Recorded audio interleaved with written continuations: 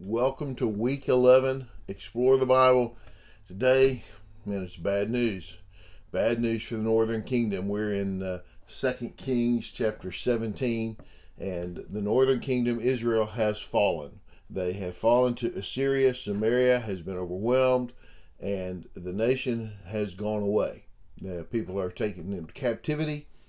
Their kings, one after another, have done evil things. We're going to see some of the stuff that's going on in the nation. The people have turned from the Lord, and the Lord has allowed and used the nation of Assyria to pronounce judgment on the people of Israel, the northern kingdom of Israel. Only Judah still remains the southern kingdom, but the northern kingdom has gone away. And we should say it has gone away forever, not to come back. Okay. 2 Kings chapter 17 is where we're going to be. Be sure and subscribe, like, comment, share, ask your questions, whatever you've got. We'll answer them best we can. Let's look.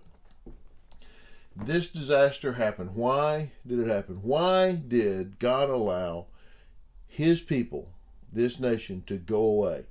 This disaster happened because the people of Israel sinned against the Lord their God, who had brought them out of the land of Egypt from the power of Pharaoh, king of Egypt, and because they worshipped other gods. They lived according to the customs of the nations that the Lord had dispossessed before the Israelites, and according to what the kings of Israel did.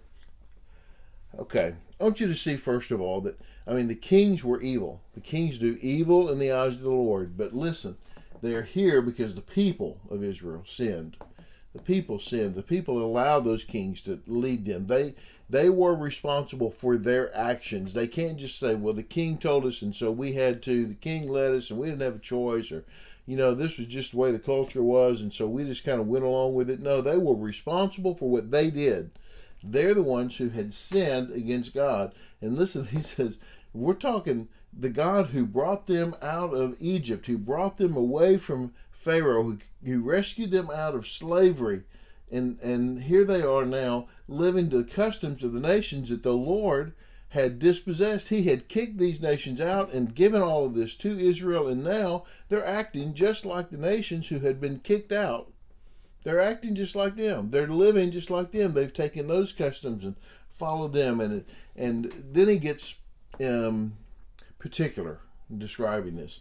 The Israelites secretly did things against the Lord their God that were not right. Now, secretly doesn't mean that God didn't see it, but people couldn't see it. They didn't know about it. They did stuff in secret. They built high places in all their towns, from watchtower to fortified city. They set up for themselves sacred pillars and Asherah poles on every high hill and under every green tree. This stuff is not in secret. This stuff was out in public. So they built altars to foreign gods, Asherah poles, these pillars. They built these altars to other gods. Here you've got a temple that should not be duplicated, and certainly can't be for any other god. Now they've just gone and said, we'll just build it. We'll build all this. We'll worship all these other gods too. We'll add them in. We're not saying we don't believe in Yahweh. We're just saying we believe in a lot of other things too. We're kind of covering all of our bases, right? They burned incense there on all the high places, just like the nations that the Lord had driven out before them had done. They did evil things, angering the Lord. They continued. This is whole first section 9 through 11 here is saying they rejected God, Yahweh, as God. Now, they may not have said that in their minds. They may have been saying, no, we're not rejecting Him. We're just saying we believe there are other things out there too. Well, you either believe that if Yahweh is God, then He is the only God, because that's what He said. The Lord our God, the Lord is one. He is the only God. All the others are just pretend. But if you're saying, no, there are others, then you're saying He's not God. We've rejected Him. We've rejected what He said about Himself. We've rejected who He is and what He claims He did. We're rejecting all of that. We've turned our backs on all of that, and we're grabbing hold of the rest of this. You may not think you're doing that. In your mind, you may justify it to yourself somehow, but the reality is you have turned away from God. You have rejected Him and pushed Him aside. You don't believe that He is really God. If you say, I think there are a lot of ways. I don't think Jesus is the only way. I think there are a lot of ways. You know what? Then you're wrong, for one. And you are saying He's not even a way. If he's not the only way, he can't just be a way, because the things that he said, where he claimed to be the way, if that's not true, then he's a bold-faced liar, and therefore he can't even be a way. They served idols, although the Lord had told them, you must not do this. Still, the Lord warned Israel and Judah through every prophet and every seer, saying, turn from your evil ways and keep my commands and statutes according to the whole law I commanded your ancestors and sent to you through my servants the prophets. So they served these other idols, even though the Lord said, don't do it. Don't do that. He warned them. He warned Judah and Israel through every prophet and every seer, telling them. So it says all these prophets came and told them, return to the Lord, come back. They all said, this is wrong. Don't walk that way. Don't go that direction. They're all begging from the Lord, begging, don't go there, right? Repent, turn from these ways, right? And since these people have been sent by the Lord, He sent over and over and over again. But they would not listen. Boy, there is a key sentence in this whole passage. They would not listen. They refused to hear. They didn't care what God had to say. They didn't want to hear what God had to say. They weren't interested in what God had to say. It wasn't that appealing. They weren't they weren't using the right music. They weren't using very good diction. Their illustrations were kind of bland. Their preaching was a little bit.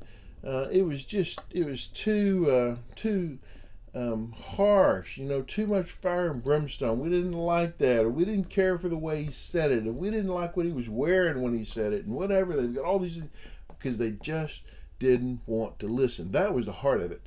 They just didn't want to listen. Instead, they became obstinate, like their ancestors who did not believe the Lord their God. Obstinate, hard-headed, stubborn.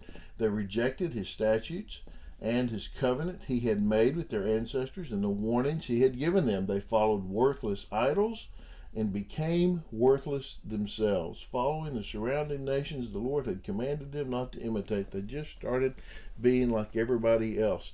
There was no difference. I think it's Malachi or Habakkuk. There was no distinction.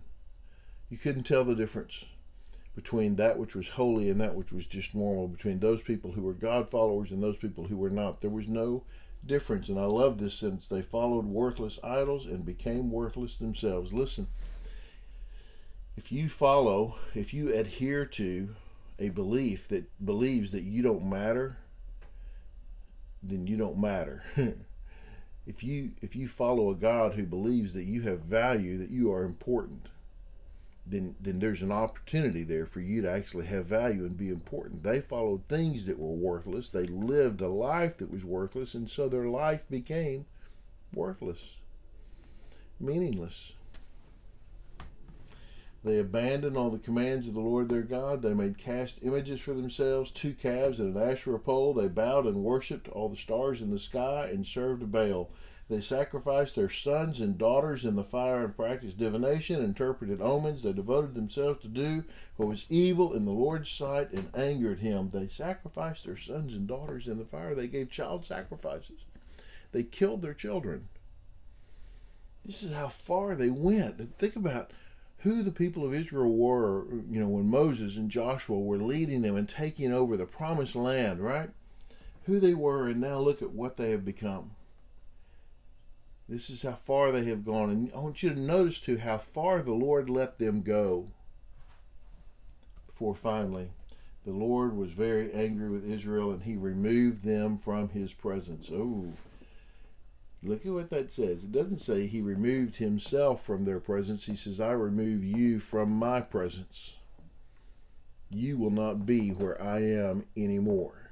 This is final judgment. You will not be where I am anymore.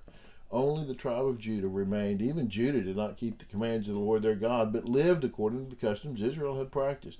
So Judah wasn't doing all the things they were supposed to, but at least they kept the ritual up. Israel had abandoned the ritual. So the Lord rejected all the descendants of Israel. Oh, no, they lived like Israel did. Right? The Lord rejected all the descendants of Israel, punished them, handed them over to plunderers, until he had banished them from his presence. He banished them from his presence. He used the nation of Assyria to conquer them. They became the hand of God's judgment.